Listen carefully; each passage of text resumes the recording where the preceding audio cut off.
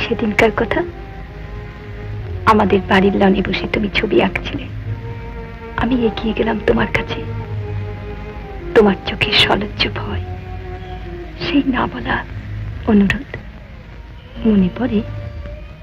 পড়ে। তখন কি বুঝতাম কেন তোমাকে না দেখে তোমার কাছে না এসে থাকা যায় না? তখন কি আমি বুঝতাম কেন আমার কল্পনা তোমার মধ্যে রূপ ধরে ফুটে ওঠে? আচ্ছা ধীমান, আমি তো কতবার আয়নায় নিজেকে দেখে যাচাই করি, কিন্তু কই সে রূপ তো আমি দেখতে পাই না যা তোমার তুলির ছোঁয়ায় আমার ছবিতে ফুটে ওঠে। তুমি তো আমার চোখ দিয়ে নিজেকে দেখো না, আমার মন দিয়েও না। তোমার মুখের প্রতিটি রেখা, তোমার চোখের আলো ছায়া আমার মনে আঁকা আছে অঞ্জনা।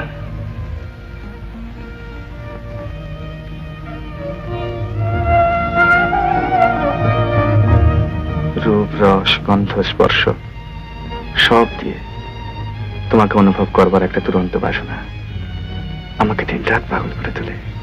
আমি নই, যেন কোন অদৃশ্য শক্তি আমাকে ঠিক কাজ করিয়ে নেয়, আর তুমি ফুটে ওঠো আমার ভালোবাসার রঙে রঙে এক অপরূপ রূপ ধরে।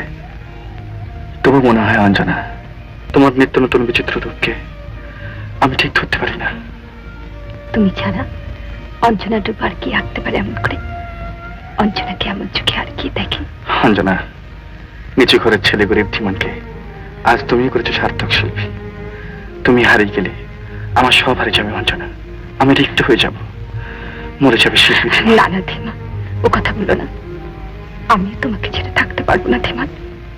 অঞ্জনা, ধীমান, আমি থাকবো সবসময় তোমার পাশাপাশি। আচ্ছা, মনে পড়ে সেই সেদিনকার কথা, আমাদের বাড়ির লনে বসে তুমি ছবি আঁকছিলে। আমি এগিয়ে গেলাম তোমার কাছে।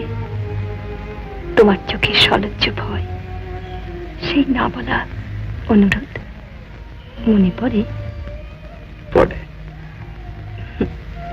তখন কি বুঝতাম কেন তোমাকে না দেখে তোমার কাছে না এসে থাকা যায় না? তখন কি আমি বুঝতাম কেন আমার কল্পনা তোমার মধ্যে রূপ ধরে ফুটে ওঠে? আচ্ছা ধীমান, আমি তো কতবার আয়নায় নিজেকে দেখে যাচাই করি,